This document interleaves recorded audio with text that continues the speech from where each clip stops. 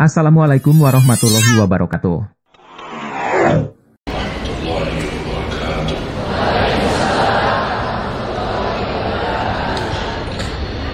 Alhamdulillahi rabbil alamin, wa asyhadu an la ilaha illallah wahdahu la syarika lah, waliyus salihin, wa asyhadu anna sayyidana wa nabiyyana Muhammadan abdullahi wa rasuluh as-sadiqul amin. Allahumma salli ala sayyidina Muhammad wa ala alihi wa sahbihi wa man tabi'ahum bi ihsanin ila yaumiddin. Subhanaka la ilma lana illa ma 'allamtana innaka antal alimul hakim. Alhamdulillah, syukurillah, masih diberikan oleh Allah Subhanahu wa taala kesempatan kita bisa bertemu, silaturahim, sama-sama kita belajar dan mempersiapkan diri untuk menyambut bulan suci Ramadan.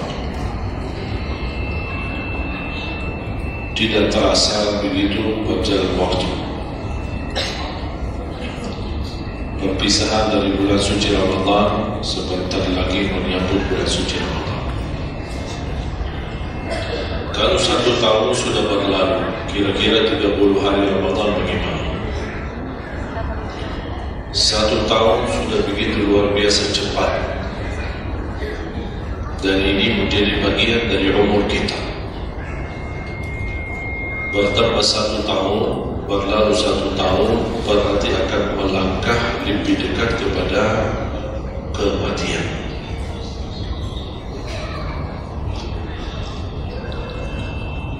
Sebenarnya bukan berapa usia kita, tapi apa isi usia kita. Isinya apa? Dan sebagaimana Rasulullah SAW menjelaskan di hadis yang sahih, hari kiamat dan tidak akan tergeser kaki seorang sampai ditanya oleh Allah 4 pertanyaan. Berarti kita akan menghadapi 7 pertanyaan. 3 di kuburan, menghadap munkar nakir, man rabbuka, ma dinuka, man nabiyuka.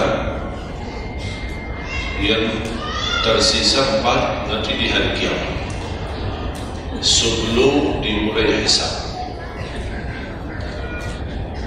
sebelum tergeser kaki kita ke surga maupun ke neraka. Ditanya oleh Allah Subhanahu wa taala 4 pertanyaan. Yang pertama, lan tazula qadama 'abdin yawm al-qiyamah hatta yus'ala 'an 4. Tidak akan tergeser kaki seorang di hari kiamat sampai ditanya oleh Allah SWT 4 pertanyaan. Yang pertama, an umurihi fima afnah. Umurnya apa yang kamu lakukan? Allah tidak akan tanya berapa usia, tapi apa yang kamu isi dalam usia.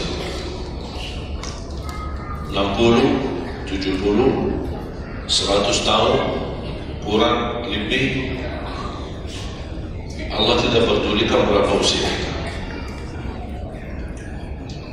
Bahkan banyak para sahabat ketika ditanya usiamu berapa, dia menjawab usia saya 10 tahun.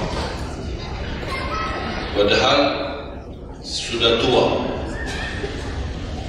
sudah di atas 50, ada yang di atas 40. Tapi kenapa begitu ditanya soal umurnya dia menjawab 10 tahun? Ternyata mereka menghitungkan usia yang sebenarnya adalah usia yang terisi taat. Masa jahiliyah, sebelum datangnya Islam, mereka menganggap itu semua usianya sia-sia.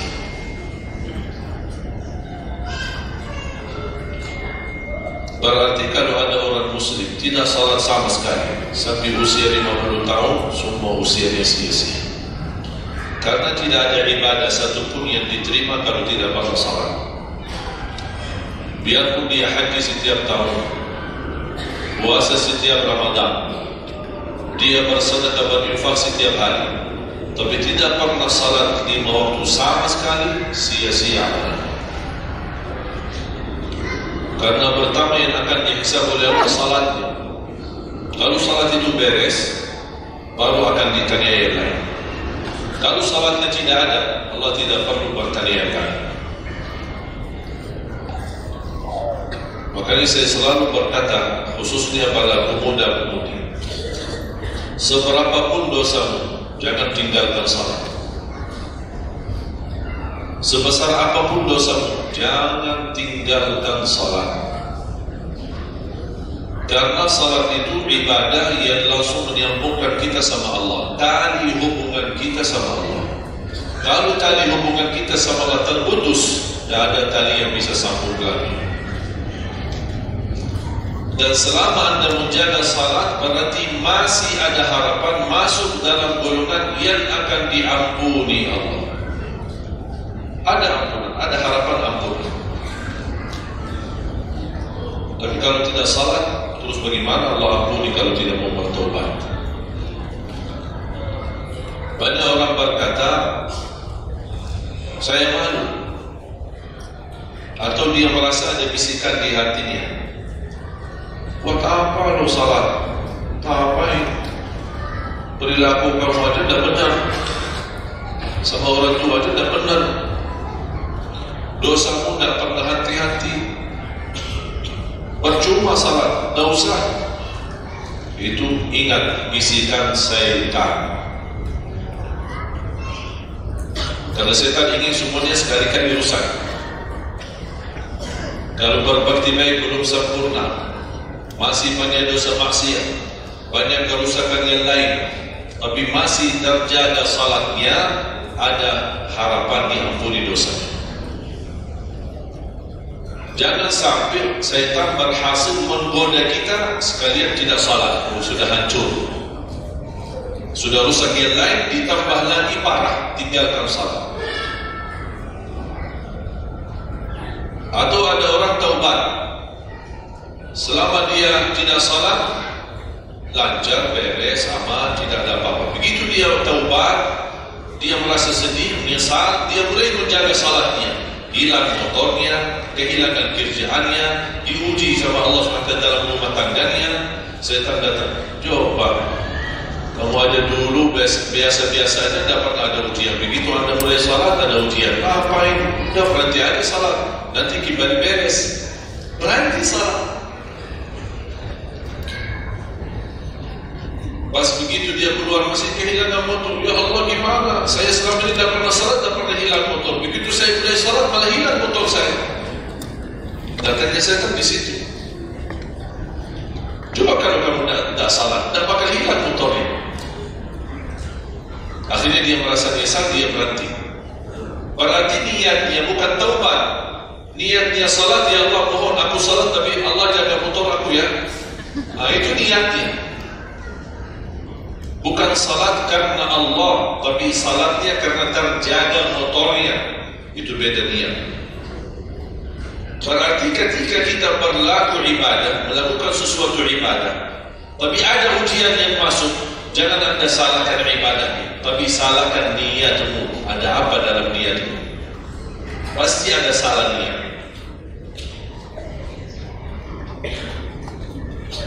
Dan itu inti daripada umur kita. Allah berikan 60 tahun.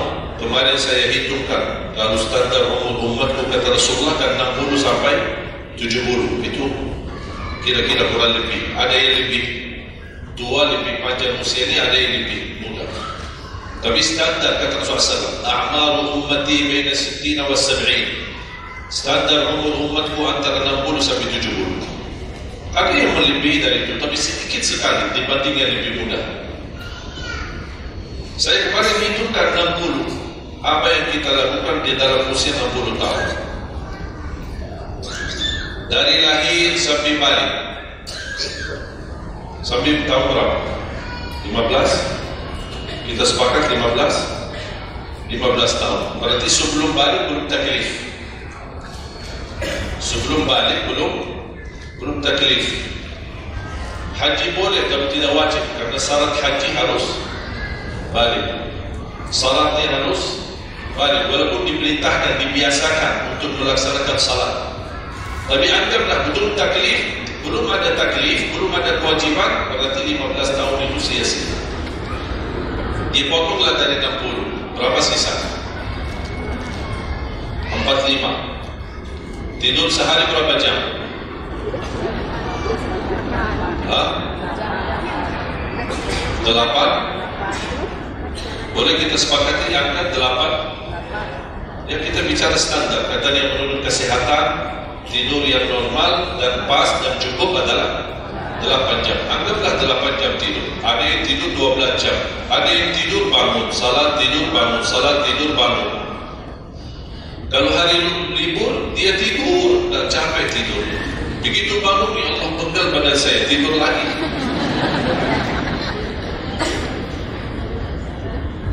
Saya hitungkan 8 jam. 8 jam dalam sehari berapa kalau dibagi? Dalam sehari. Sehari berapa jam? 24 jam. 8 bagiannya berapa jadi? Sepertiga. Sepertiga sehari tidur. Sepertiga 60 tahun berapa? 20. 20 tahun ngapain? Tidur. 20 tahun cuma kerjaannya tidur. Mulai dari 8 jam. Coba, memang terlihat angkanya tidak terlalu besar. Tapi kalau dihitung dalam usia dalam 60 tahun, 20 tahun tidur. Ditambah 15 belum taklif, jadi 35. Tersisa berapa dari 60? 25. Cari nafkah dan rezeki. Kerjaan, standar kerja, jam kerja berapa jam? 8. Berarti 60 tahun berapa jam? Berapa tahun kita kerja? 20 tahun. 20 tahun cari menjadi kaya. Tapi 20 tahun masih stres. Tidak jadi kaya. Masih bermasalah. Ditambah habis 20 tahun pensiun, tambah hutang. Belum lagi hutang sana sini. Sekarang semua serba hutang. Dan yang aku heran, kenapa orang Indonesia suka berhutang? Ada masalah sedikit hutang. Sekarang HP cicilan, bagus-bagus. Saya kemarin diajak sama teman foto. Saya lihat HP ini, Masya Allah HP yang terbaru ini. Apa cicilan? Jadi jangan ditipu, jangan tertipu ketika Anda melihat handphone baru sama orang, langsung Anda baik sangka barangkali cicilan. Dari satu cash. Kes itu 12 juta sampai apa ada 15 juta. Bawa mobil yang mewah, cicilan. Begitu pindah rumah, cicilan. Jalan-jalan besok juga nikah, cicilan. Semua serba cicilan. Dan terpengaruhi dengan promo sana sore ini ada ini 0% non ini apa sini beli satu dapat satu, dan semua serba hutang. Tanpa kita sadar, tidak sadar, memang mudah kita awal-awal yang berhutang, tapi begitu sudah jatuh tagihan dia pusing. Memang hutang ini bikin aku stres. Ada orang minta sama saya amalan. Ada enggak amalannya supaya saya bisa mengatasi masalah hutang ini? Saya bilang mudah amalannya, jangan berhutang lagi. Mudah. Sudah selesai. Hutang itu di dalam Islam dibolehkan kalau sudah benar-benar keadaannya darurat. Sudah tidak ada solusi, tidak ada jalan, tidak ada yang bisa bantu, tidak ada yang bisa menolong. Akhirnya terpaksa, dan hati-hati dari riba. Jangan terpaksa nanti beralasan, ya Allah saya terpaksa menggunakan pinjaman bank tapi riba. Pinjam 100 juta dikembalikan 120 juta. Dosa besar. Masih lebih ringan dosa zina sama ibu daripada terima uang riba. Nauzubillah min dzalik.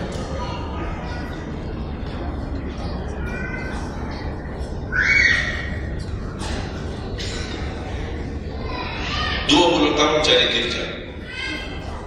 Tadi berapa yang tersisa? 25. Berarti yang tersisa berapa? Saya belum bicara ibadah Bapak Ibu. 20 tahun tidur, 20 tahun cari dunia, 15 tahun masih belum taklif, tersisa. Saya hitung dalam 60 tahun bagi orang yang rutin menjaga salat 5 waktu. Tahu tak hasil hitungan saya dapat berapa? Anda jaga salat selama 60 tahun itu menghasilkan ibadah cuma 2 tahun 7 bulan. Total salat dalam 60 tahun 2 tahun 7 bulan. Karena salat 5 waktu berapa? Dah sampai 1 jam. Dah sampai 1 jam. Saya bicara yang wajib. Ada bagaimana saya hidup kalau ada orang yang tidak salat sama sekali? Nauzubillah, sudah habis sia-sia umur ini. Kalau tidak salat sama sekali. Saya belum hidup tarawih 23 rakaat 7 menit. Itu beda urusan itu. Ada tarawih 23 rakaat 7 menit. Tidak ada tarawih. Jalan-jalan apa susah, itu namanya olahraga. Olahraga paling cepat selesai dapat juara 1. Jadi kita harus baik sangka, jangan susah. Karena itu bukan salah. Dan aku heran itu setiap tahun itu tradisi ini terulang setiap Ramadan. Menjadi sebuah kebiasaan. Yang seharusnya menjadi kebiasaan agama atau kebiasaan pribadi. Dan kenapa itu hal menjadi betul-betul sesuatu yang kebiasaan, menjadi tradisi? Kenapa? Aku heran. Ada yang bisa jawab? Kenapa ketika masuk Ramadan tetap menjalankan 23 rakaat tapi dengan cara cepat? Aku heran belum menemukan jawabannya. Ada apa dengan 23 rakaat harus selesai cepat? Dan ini khusus di bulan Ramadan. Aku sangat kagumi ketika mendengar seorang imam begitu maju imam tarawih rakaat pertama, Allahu Akbar, Masya Allah, kepanjangan takbirnya. Saya suruh alhamdulillah, pasti nikmat, enak. Bismillahirrahmanirrahim, alhamdulillahirrahmanirrahim, astagfirullahaladzim. Saya kaget, baru sudah enak, apa yang cepat-cepat? Makanya saya ingat di masa ketika saya di salah satu kampung ada seorang bapa di samping saya. Saya datang ke masjid, sudah mereka mulai tarawih. Dan aku kasihan bapa di sebelah saya. Barangkali usia 80-90. Gerakannya tidak sama seperti kita. Karena kita masih muda, masih bisa mengejar imam.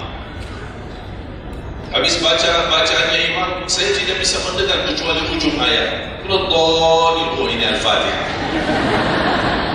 Sudah Allah kata An-Na'im, Alhaakumut Takatsur. Allahu Akbar, Sami'allahu liman hamidah, Allahu Akbar, Allahu Akbar, Allahu Akbar. Saya masih ikut. Yang saya kasihan bapa yang di samping saya. Begitu imam rukuk, bapa kan pelan-pelan, kan benar-benarnya sudah tua, fisiknya tidak kuat, turun pelan-pelan. Imam sudah Sami'allahu liman hamidah. Bapak berdiri lagi, dah jadi rukuk bapa. Pas begitu sujud, kita semua turun sujud. Bapak saya lihat pelan-pelan sambil bantu-bantu. Turun. Begitu dia sudah mau nyampe, imam sudah rakaat kedua. Bapak malah berdiri lagi, dah jadi sujud. Astagfirullahaladzim, kasihan bapak dah jadi rukuk dan jadi sujud. Pas di rakaat yang kedua, saya megang tangannya, Pak, kita pulang aja deh. Dengan salat tarawih di rumah sendiri. Itu bukan salat tarawih. Ramadan cuma berapa kita lakukan? Orang yang sudah wafat, kalau kita boleh berbicara dan dengar bisikan apa yang mereka bisa jawab. Wallahi, semua orang yang sudah mati berkeinginan kembali ke dunia untuk menikmati bulan Ramadan. Mereka ingin menikmati bulan Ramadan, menikmati tarawih, menikmati suasana buka puasa bersama, bagi-bagi sahur dan aktivitas yang lain. Ini kesempatan kita masih diberi oleh Allah umur, sehat walafiat, maksimalkan. Tidak semestinya 23, mau 11 boleh, mau 23 boleh, mau seberapapun tarawihnya, mau salat tahajud di rumahnya boleh. Ulama sudah menjelaskan jumlah salat malam atau tarawih yang paling sedikit 2 rakaat, yang paling banyak tidak ada batasnya. Jadi kalau kita 2 rakaat, 4 rakaat tutup witir, sah. 8 rakaat tutup witir, sah. 10 rakaat tutup witir, sah, tidak ada masalah. Tidak harus 11 atau 23. Intinya bukan jumlahnya, tetapi cara melaksanakannya. Apalagi kalau bacaan imam bagus, fasih, jelas hurufnya. Saya yakin bagi jamaah yang awam yang datang setiap Ramadan, setiap malam ikut salat tarawih, dia belum bisa baca Quran, tapi dia mendengar baca imam selama 30 malam, dia pasti bakal belajar Al-Quran karena baca imam bagus. Bismillahirrahmanirrahim. Alhamdulillahi Rabbil Alamin, Ar-Rahmanirrahim, Maliki Yawmiddin, Iyyaka na'budu wa iyyaka nasta'in, Ihdinas siratal mustaqim, siratal ladzina an'amta 'alaihim ghairil maghdubi 'alaihim waladdallin. Amin. Kalau tidak dapat manfaat mengikuti salat tarawih di belakang imam yang bacaannya fasih selama 30 hari, anda cuma dapat benarkan bacaan Al-Fatihah, wallahi nikmat. Syukur. Selama 30 malam anda cuma dapat membenarkan bacaan Fatihahmu, sudah luar biasa. Tidak usah bicara ayat yang lain, hanya Al-Fatihah. Kenapa? Tidak sah salat kita tanpa Al-Fatihah. Kata Imam Nawawi, di dalam suratul Fatihah ada 14 tasdid. Ada 14 tasdid, hurufnya yang ditekan. Ada 14. Tertinggal 1, batal salat. Dan Imam Nawawi mengikut mazhab Syafi'i. Makanya jemaah sekalian, wajib hukumnya belajar Al-Fatihah, bukan sunnah. Wajib hukumnya belajar surah Al-Fatihah. Perbaiki, benarkan bacaan, karena tergantung Fatihahnya itu salatnya sah atau tidak. Itu tergantung Al-Fatihah. Makanya saya harap mulai dari hari ini anda semua bersungguh-sungguh belajar surah Al-Fatihah. Jangan anda targetnya mau hafal 30 juz anda hafal, tapi tidak benar surah Al-Fatihah, sia-sia, tidak ada manfaat. Karena anda baca surah Al-Fatihah, tidak baca ayat yang lain sama sekali, masih tetap sah salat. Karena surah Al-Fatihah tidak bisa diganti. Kalau anda lupa baca selain surah Al-Fatihah, ada istilah lupa salah satu kewajiban, bisa diganti dengan sujud sahwi. Misal rakaat pertama baca Al-Fatihah, itu rukun. Lanjut pada baca ayat pendek, anda tidak sadar habis waladdallin amin, Allahu Akbar, lupa baca ayat, itu diganti dengan sujud sahwi. Itu kalau di salat wajib. Tapi kalau di salat sunnah tidak ada wajib atau rukun selain surah Al-Fatihah. Jadi anda kalau salat sunnah cuma surah Al-Fatihah, kemudian takbir, rakaat yang kedua surah Al-Fatihah, dan kemudian langsung rukuk, sah salatnya, tidak apa-apa. Tidak harus baca surah-surah yang lain. Itu di salat sunnah. Tapi kalau di salat wajib, hukumnya baca Al-Fatihah rukun, hukum baca surah yang lain wajib. Kalau terlupa, diganti dengan sujud sahwi. Sujud sahwi 2 kali sebelum salam. Habis tahiyat, sujud 2 kali, kemudian langsung habis itu salam. Dan habis sujud sahwi tidak pakai tahiyat lagi. Sudah cukup tahiyat yang anda baca.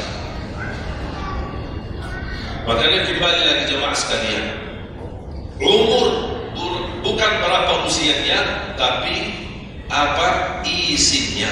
Maka Rasulullah SAW bersabda, "Ni'mal 'abdus salih man tala 'umruhu wa hasuna 'amaluhu." Sebaik-baik hamba yang salih yang panjang usianya, tapi baik amalannya. Baik amalannya. Bulan Syaban ini sekarang tersisa kurang lebih 14 atau 16 hari. Rasulullah SAW punya kebiasaan puasa Syaban full. Sampai kata Siti Aisyah, tidak pernah aku melihat Rasulullah puasa 1 bulan penuh selain bulan Ramadan sebagaimana di bulan Syaban. Penuh dia puasa, bukan nisfu. Setiap datangnya Syaban ditanya nisfunya, mana nisfu Syaban? Nisfu. Full Ramadan Syaban, puasa aja. Di awal boleh, di tengahan boleh, di akhir boleh. Yang tidak boleh, yang tidak pernah puasa Syaban, pas begitu berakhir, mau mendekati Ramadan, seminggu terakhir atau 10 hari terakhir, itu ada sebagian ulama berkata makruh. Kalau sudah 22 hari terakhir bulan Syaban, Anda tidak pernah ada puasa sebelumnya, itu dianggap oleh ulama haram. Apalagi kalau sudah jatuhnya di hari keraguan, hari ragu-ragu, kemungkinan ini bisa hari terakhir, kemungkinan bisa masuk Ramadan, isbat Ramadan. Termasuk ibu-ibu dan jamaah sekalian yang masih punya hutang, segera lunasi hutangnya. Jangan begitu sudah mendekat puasa, Anda punya hutang 7 hari, tersisa bulan Ramadan 5 hari. Aku punya hutang 7 hari, sedangkan yang tersisa bulan Ramadan itu tinggal 5 hari lagi mau masuk Ramadan. 1 tahun tidak pernah tanya. Begitu sudah mepet baru cari jawabannya. Itu karena hukuman nanti. Tetap diganti puasa yang dari tahun yang lalu, tetap bayar hutangnya, dan kena denda setiap hari karena fidyah. Jadi seandainya Anda masih punya hutang dan masuk Ramadan, Anda belum lunasi, tetap hutang itu terbawa. Nanti pas habis Ramadan Anda punya kewajiban bayar hutang. Tapi karena Anda mundurkan sampai masuk Ramadan, Anda punya karena denda. Ditambah lagi, bukan hanya bayar dengan puasa ganti puasa, tapi ada lagi namanya fidyah. 1 hari 1 orang miskin diberikan kecukupan makanan. Makanya kembali lagi, yang punya hutang segera lunasi hutang. Masih ada kurang lebih 15 atau 16 hari. Jangan sia-siakan umur. Yang kedua, pertanyaan Allah Subhanahu wa taala, wa 'an syababihi fima abla. Usia mudamu, apa yang kamu perjuangkan? Apa yang kamu lakukan? Pertanyaan saya kepada jamaah, usia muda apakah bukan usia dari umur? Bukan sesuatu dari umur?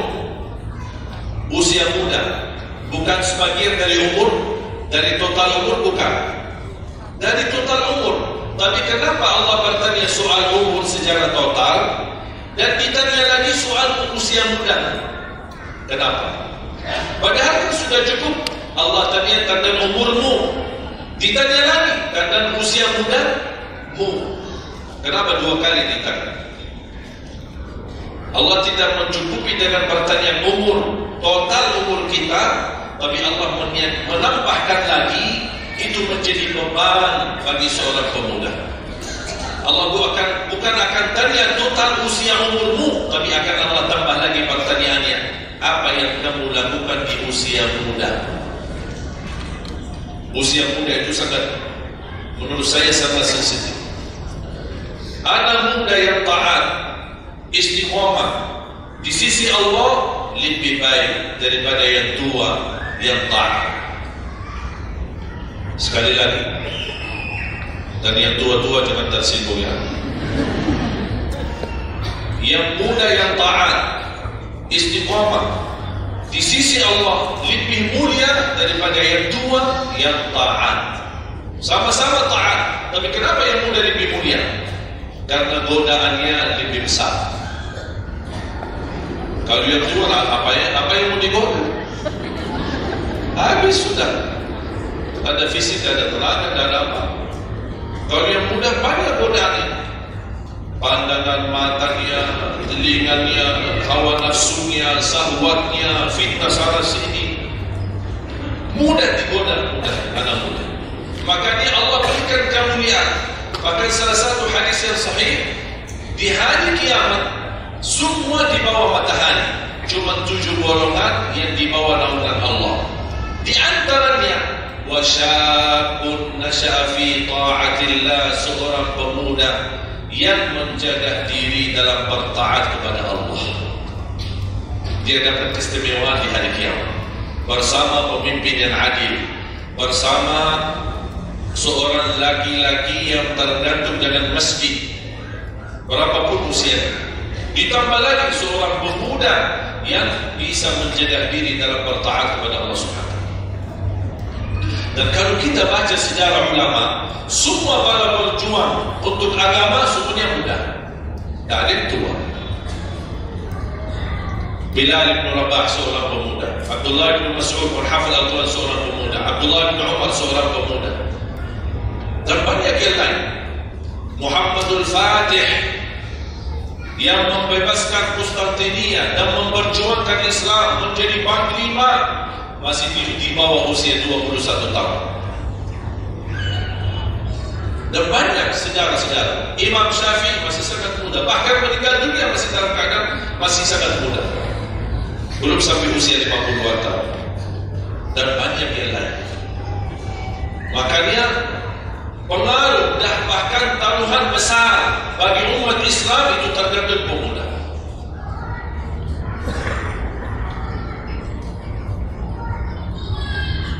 Kalau pemuda yang suka memakmurkan masjid, mencintai Al-Quran, dan dia bisa menjaga diri, dan dia bisa berbakti baik sama orang tuanya, dan selalu menjadikan target utama ridha Allah, wallahi Indonesia makmur. Kalau pemudanya jauh dari masjid, sibuk hanya pacaran, dan dia meninggalkan salatnya, jauh dari hal-hal yang baik, justru dia jatuh dalam narkoba dan berkali macam-macam dosa dan maksiat, hancurlah negeri Indonesia. Indonesia tergantung pemuda. Mohon maaf, bukan tergantung para tua, tergantung pemuda. Makanya saya bahagia sekali ketika kemarin tanggal 17 April, saya bahagia sekali ketika melihat semua pemuda-pemuda ikut nyoblos di TPS. Walaupun kita belum lihat hasilnya, tapi sabar. Sabar. Ini ujian. Jangan ada orang terlalu muda diadu domba. Sabar. Apapun keputusannya kita tunggu. Keputusan yang resmi dari KPU. Keputusan yang benar, tidak benar, serahkan kepada Allah. Hati-hati, jangan terlalu mudah diadu fitnah. Sama-sama muslim, jangan kita diadu domba di antara kita sesama. Bahaya sekali kalau terjadi konflik gara-gara pemilu dan kepentingan politik. Silahkan lihat apa yang terjadi di Timur Tengah. Semua kejadian di Timur Tengah, awal langkah kejadian itu gara-gara kepentingan politik. Yang menjadi korban rakyat. Orang politisi hidup di negeri Eropa, nikmat, senang, bahagia, semuanya serba ada. Mereka tidak bahaya, tapi yang bahaya rakyat. Yaman, Suria, Irak, dari tahun 90 sampai sekarang Irak tidak bisa aman. Ada orang bawa berita itu Irak saudara dan mereka perang saudara antara Sunni dan Syiah. Bohong, tidak benar. Ratusan tahun mereka hidup damai antara Sunni dan Syiah, tidak pernah bermasalah. Tapi karena langkah awal kepentingan politik, lama-lama terpengaruhi dengan perbedaan aliran dan berbeda pendapat. Kalau sudah kita menjadi korban dan terpengaruhi demi kepentingan politik, mudah diadu domba, besok-besok akan terjadi perang antara Sunni sama Syiah di Indonesia. Besok lagi akan terjadi antara aliran-aliran yang lain sama golongan-golongan yang lain. Bisa terjadi perpecahan belah. Itu yang diinginkan oleh musuh Islam. Jangan diberikan kesempatan. Terjadi ujian, memang kita menghadapi ujian. Bukan hanya umat Islam di Indonesia, di Palestina sudah 60 bahkan sudah sampai 70 tahun mereka menghadapi ujian. Tapi kekuatan sahabat luar biasa. Tidak pernah putus asa. Biarpun mereka tidak bersenjata, tidak punya apa-apa melawan musuhnya Israel, tapi mereka tetap tidak pernah putus asa, tidak pernah berserah. Mereka tetap berjuang, mencintai Masjidil Aqsa. Saya merasakan perjuangan pemuda ketika saya ke sana ke Masjidil Aqsa. Makanya jemaah sekalian, kita bisa memperjuangkan tapi tanpa membuat permusuhan. Kita masih bisa bertahan. Dan insya Allah ada jalan keluar dari segala kesusahan. Dan Allah tidak mungkin membiarkan kezaliman terjadi. Kalau kita merasa terzalim, dan kita harus belajar saling menghormati. Yang memilih 01 itu hakmu, tapi Anda tidak berhak mencaci maki 02. Yang memilih 02 itu hakmu, tapi Anda tidak berhak mencaci maki 01. Sama-sama Muslim, sama-sama orang Indonesia. Malu kita, kadang-kadang aku sedih melihat ini terjadi permusuhan. Ulama di sini mencaci maki ulama yang di sana, ulama yang di sana membalas lagi dan apa? Ya Allah, malu kalau di antara ulama saja terjadi persoalan permasalahan. Gimana orang awam? Makanya selalu saya dalam doaku, ya Allah satukan dan rapatkan hati para ulama kami. Satukan saf ulama kami. Ada perbedaan itu wajar, tapi yang tidak wajar ada permusuhan. Apa yang saya sampaikan sekarang saya yakin tidak mungkin 100% Anda semua terima.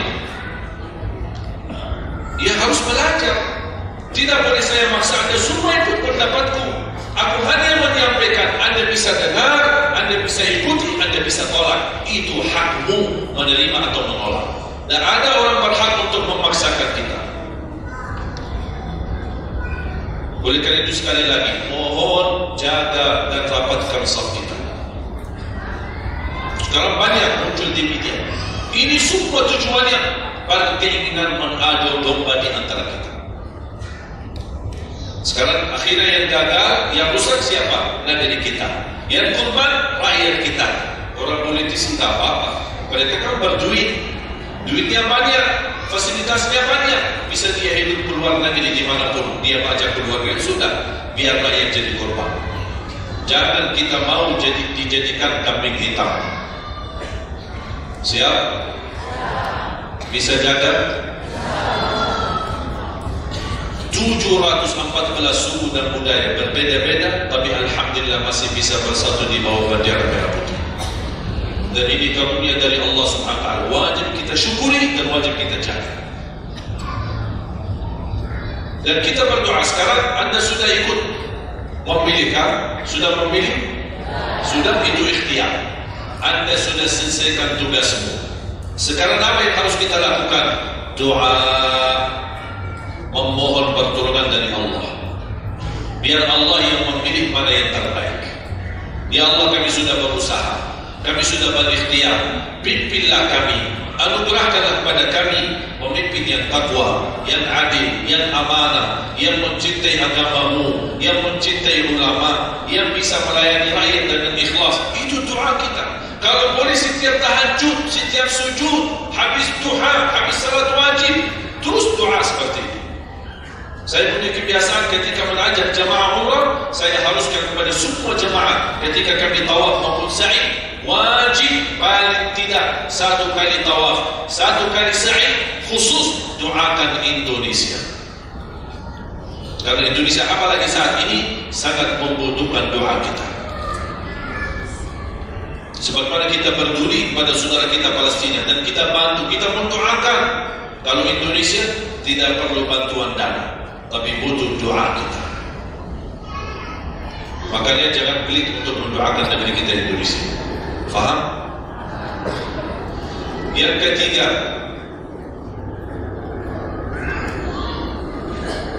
wa an ilmihi wa an malihi aina iktasaba wa fima anfaqah.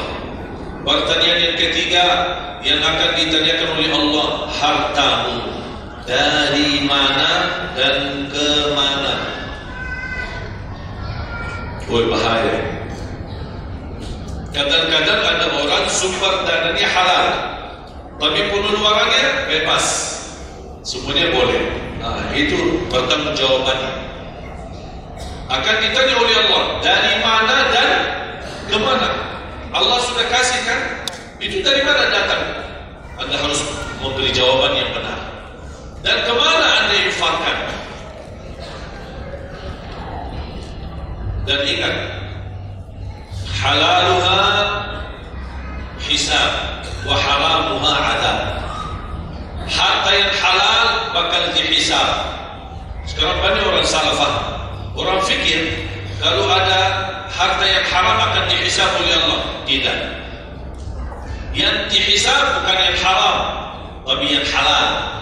Dari mana dan ke mana? Terus yang haram gimana? Ngapain?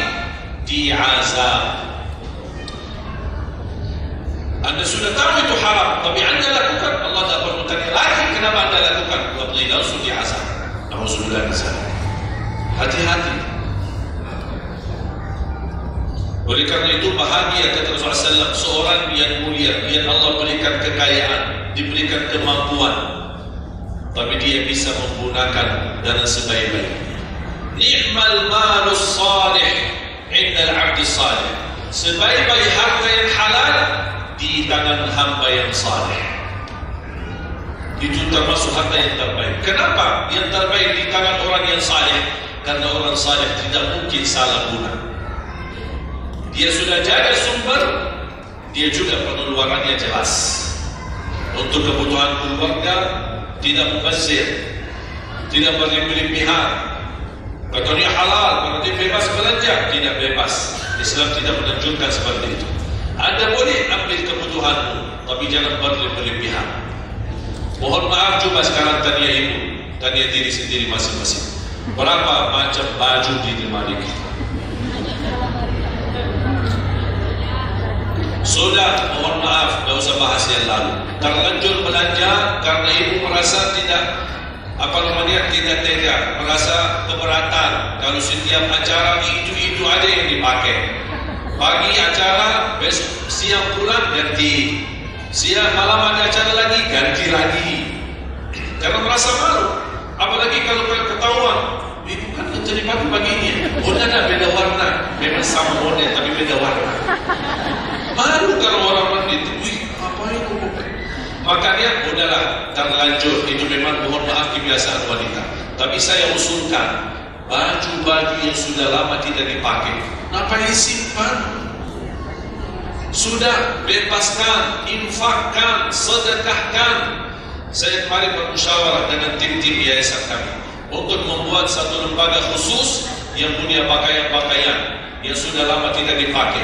Apapun, boleh alat apa, meja, sofa, apa saja yang di rumah, karpet, yang bukannya sesuatu yang tidak pernah dipakai. Apa dia barang makanan, piring, sendok, apa saja, insya Allah kami bisa ditarik dan dikawal dan dikelola lagi, dikelola ulang, termasuk baju-baju kalau ada yang robek, ada ini kita bisa jahit, kita bisa perbaiki dan kita sedekahkan, bisa di dalam negeri dan bisa di luar negeri. Alhamdulillah program ini berjalan di kota Madinah. Alhamdulillah tidak ada lagi mubazir yang buat baju sia-sia, semuanya bisa dimanfaatkan. Mudah-mudahan terwujud program ini agar ibu-ibu tidak terbeban. Ada kelebihan mau pindah rumah, biasanya kalau pindah, apalagi kalau orang kaya pindah rumah, mana barang-barang dibawa lagi, barang-barang besi yang baru-baru semua, terus yang tersisa kemana? Dibuang atau tidak tahu kemana nih. Udah, kita yang ambil, kita yang kelola, yang perlu diperbaiki kita perbaiki, dan kita hantarkan kepada warga-warga yang miskin yang mereka tidak punya apa-apa. Setuju? Yang terakhir, yang keempat, wa an ilmihi ma amila bihi. Allah akan tanya terhadap ilmumu, apa yang kamu lakukan. Jadi jemaah sekalian, intinya bukan berapa banyak ilmumu, tapi berapa yang Anda amalkan. Oleh karena itu jangan terlalu banyak belajar dan amalkan. Walaupun Anda belajar cuma sedikit, itu jauh lebih baik daripada Anda banyak belajar tapi tidak sempat beramalkan. Belajar amal, belajar amal, dan ilmu yang bermanfaat yang diikuti dengan amalun saleh. Ada orang Masya Allah semangat, sana belajar, tapi tidak pernah beramalkan. Dikasih amalan zikir ini tidak diamalkan, ditambah lagi amalan yang kedua tidak diamalkan, akhirnya terbeban, banyak amalan belum ditunaikan. Itu menjadi beban. Nanti di hari kiamat Allah akan tanya, sudah berapa lama kamu belajar? Sudah berapa banyak ilmu? Apa yang kamu amalkan? Oleh karena itu jemaah sekalian, tolong jaga. Boleh Anda belajar, tapi Anda amalkan. Kalau ada orang berkata, daripada saya salah, ya udah tidak usah belajar, itu bahaya lagi. Ada orang berkata, daripada saya berlumpur dan bisa mengamalkan, mendingan saya tidak usah banyak belajar, udahlah biar saya tunaikan dulu yang sudah saya belajar. Tidak, tetap Anda belajar dan mengamalkan sesuai kemampuannya. La yukallifullahu nafsan illa wus'aha. Walaupun Anda belum tunaikan seluruh amalannya, tidak apa-apa, tapi Anda sudah ada niat, Anda sudah ikhtiar, Anda sudah tunjukkan yang terbaik, tapi kemampuannya memang sampai segini, kemampuannya memang terbatas, tidak apa-apa. Allah melihat Anda sudah bersungguh-sungguh untuk beramalkan apa yang Anda belajar. Oleh karena itu, saya kasih satu amalan, insya Allah mudah-mudahan bermanfaat. Sedekah subuh. Sedekah subuh, kenapa saya berkata sedekah subuh? Bukan berarti tidak boleh sedekah di waktu yang lain. Semua sedekah boleh di setiap waktu dan setiap saat, hari Jumat maupun selain hari Jumat. Tapi sedekah subuh itu termasuk sedekah yang terbaik. Kenapa? Bukan kata saya, tapi kata Rasulullah SAW. Setiap waktu subuh Allah turunkan malaikat, tugasnya mendoakan orang yang bersedekah subuh hari. Allahumma a'ti munfiqan khalafa. Ya Allah, ganti yang lebih baik bagi orang yang infak di subuh hari. Ibu-ibu lagi halangan tidak salat, sebelum beraktivitas isi sedekah subuh. Anda tidak usah susah-susah mencari anak yatim dan orang miskin di subuh hari. Mulai hari ini masing-masing bikin kotak amal atau kotak atau kalim, simpan di rumah. Setiap habis salat subuh sebelum beraktivitas isi sedekah. Apalagi kalau sedekah itu disertai doa. Begitu Anda sedekah, sebutkan hajat. Ya Allah, dengan berkat sedekah ini, ya Allah, saya ingin nikah. Mudahkan jodoh. Nikah lagi juga boleh doa. Ada yang sedang melamar kerjaan, Anda isi, wallahi dahsyat amalan ini, wallahi dahsyat, manfaatnya banyak untuk menimbul penyakit, melambungkan hajat, memudahkan urusan, dan tidak pernah saya sampaikan amalan ini, semua alhamdulillah berhasil mendapatkan hajat. Begitu Anda isi, doa, ya Allah, dengan berkat sedekah ini mudahkan lamaran kerjaan saya. Ya Allah, dengan berkat sedekah ini mohon titipkan pahalanya untuk kedua orang tua saya. Kalau ada yang merasa dirinya suka marah, suka emosi, ya Allah, dengan berkat sedekah ini tenangkan hati dan jiwa saya agar tidak emosi lagi. Ya Allah, dengan berkat sedekah ini karuniai kepada aku anak penghafal. Bu, jemaah sekalian, saya berkeluarga 12 bersaudara, timnas, dan kami memang sudah disusun satu lusin 12 ini mempersiapkan kalau timnas kita belum mampu membawa juara, insya Allah kami sekeluarga siap mengganti timnas. Alhamdulillah dari saudara saya 12 ini 10 berhafal Al-Quran. Tapi orang tua saya awam, percaya enggak? Orang tua saya bukan ulama, bukan kiai, bukan ustaz. Ayah saya belajar kelas 3 SD. Ibu saya tidak pernah masuk sekolah sama sekali.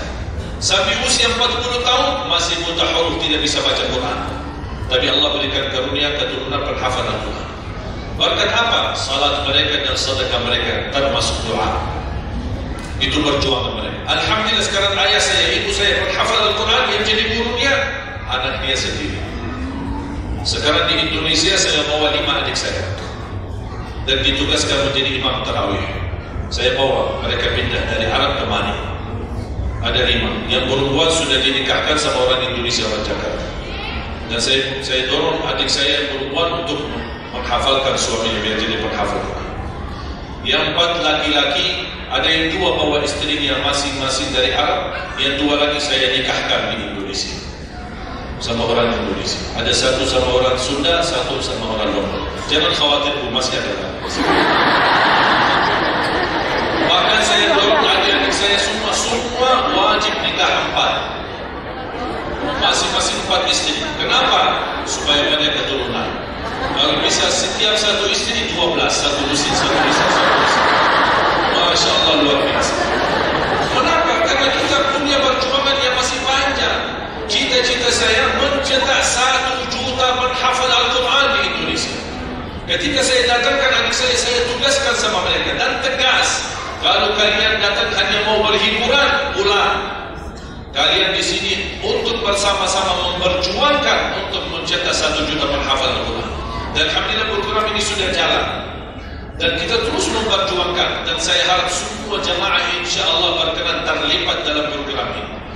Cita-cita saya semua masjid se-Indonesia insya-Allah diimami imam penghafal Al-Quran 30 juz. Bahkan lebih hebat lagi cita-cita saya. Insya-Allah saya yakin akan terjadi.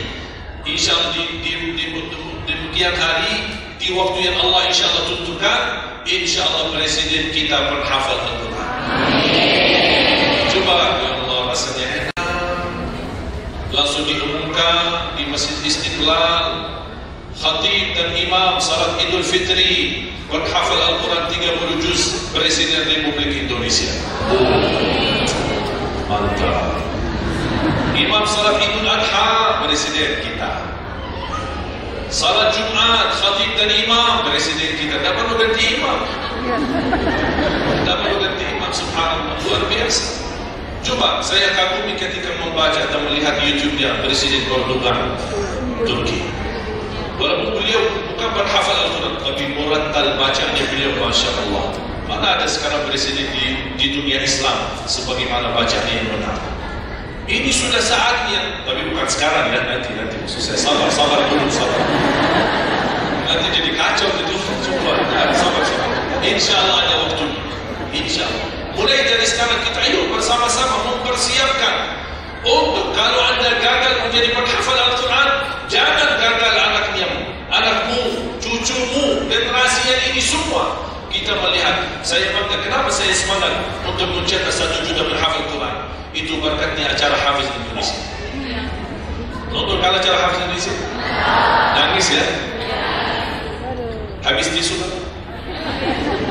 Tahu nggak salah satu karunia Allah untuk Indonesia? Ada teman saya pengusaha punya TV di Arab. Beliau ingin membuka dan membuat acara Hafiz Indonesia versi Arab, tapi gagal. Kenapa? Karena tidak menemukan jumlah yang banyak penghafal Al-Quran di bawah usia 10 tahun. Hanya Indonesia saja. Malaysia kalah, Indonesia saja di bawah 10 tahun. Dan sayang sekali memang anda yang nonton acara Hafiz Indonesia, anda nonton acara yang sudah jadi, tapi anda belum tahu apa yang kami perjuangkan di belakang layar. Sebelum acara Hafiz Indonesia 4 bulan bekerja keras, sampai tim turun ke lapangan, ke desa-desa, kampung-kampung, ke pulau-pulau untuk mengumpulkan dan mendatangkan, menghadirkan para penghafal Al-Quran. Ketika dibawa di Jakarta 2 bulan berturut-turut kami didik mereka. Yang awalnya pemalu, awalnya ada yang mohon maaf kencing di celananya sendiri, sakit tidak berani, takut. Alhamdulillah sekarang menjadi mereka pemberani. Bahkan mereka berlomba-lomba azan subuh. Mereka berlomba-lomba membangunkan sesama saudaranya, sama-sama tertib makan. Kita menghadirkan dokter kesehatan, kita menghadirkan dokter psikologi jiwa untuk menjaga perasaan mereka selama 2 bulan. Didampingi kadang-kadang ibu mereka, didampingi kadang-kadang ayah-ayah mereka. Dan semua rata-rata sepakat orang tua mereka tidak pernah kami merasakan bangga memiliki anak sebagaimana kami melihat perjuangan di Hafiz Indonesia. Dan alhamdulillah begitu selesai acara Hafiz Indonesia, kami tidak tinggalkan mereka. Kami terus kawal, kami terus pimpin. Dan alhamdulillah mereka di kampung masing-masing sudah membangun rumah tahfiz. Ada yang membangun pesantren untuk mencetak dan melahirkan jumlah yang banyak penghafal Al-Quran. Dan ini perjuangan luar biasa, tidak mudah. Berapa biaya yang dikeluarkan, dan mohon maaf belum ada sponsor yang bisa mensponsori kita dan membayar full untuk kita. Kita terus bekerja keras, dan alhamdulillah masih Allah hantarkan kepada kita orang yang dermawan, orang yang baik, yang peduli dan mencintai Al-Quran. Allah anugerahkan. Wallahi menurut saya saat ini, zaman ini, sedekah yang terbaik dan yang termulia, semua apapun yang terkait dengan Al-Quran itulah yang termulia. Makanya boleh ada ketika Anda bersedekah, jangan lupa disertai doa. Di antaranya anugerahkan ya Allah Indonesia menjadi negara Al-Quran. Tapi tolong fokus. Kalau Anda isi sedekahnya, tolong disesuaikan. Jangan isi sedekahnya koin, tapi doanya sampai terbit matahari. Dan ada malunya. Kata Allah, koin-koin aja sedekahnya, doanya dah habis-habis. Hajatnya panjang, lewat. Malu kita sama. Bukan Allah tidak bisa, Allah maha bisa mengabulkan hajat, tapi kita malu sama Allah. Kok cuma bikin tengok, ya Allah, ya Allah, ya Allah, panjang. Fokus. Kalau usulan saya, satu sedekah, satu hajat. Satu sedekah, satu hajat. Dan insya Allah akan Anda melihat manfaat. Mudah-mudahan semua yang hadir, insya Allah menjadi keluarga besar 1 juta penghafal Al-Quran. 1 juta mencetak penghafal Al-Quran. 1 juta keluarga Al-Quran yang insya Allah akan membangun generasi baru yang membawa Indonesia menjadi baldatun thayyibatun wa rabbun ghafur, dan di masa yang akan datang insya Allah Indonesia menjadi lebih baik. Amin ya rabbal alamin. Barakallahu fikum. Terima kasih, semoga dapat manfaat. Kurang lebihnya mohon maaf. Mungkin ada panitia yang menyampaikan selanjutnya. Wallahu a'lam. Subhanallah wa bihamdihi, asyhadu an la ilaha illa anta, astaghfiruka wa atubu ilaik. Assalamualaikum warahmatullahi wabarakatuh.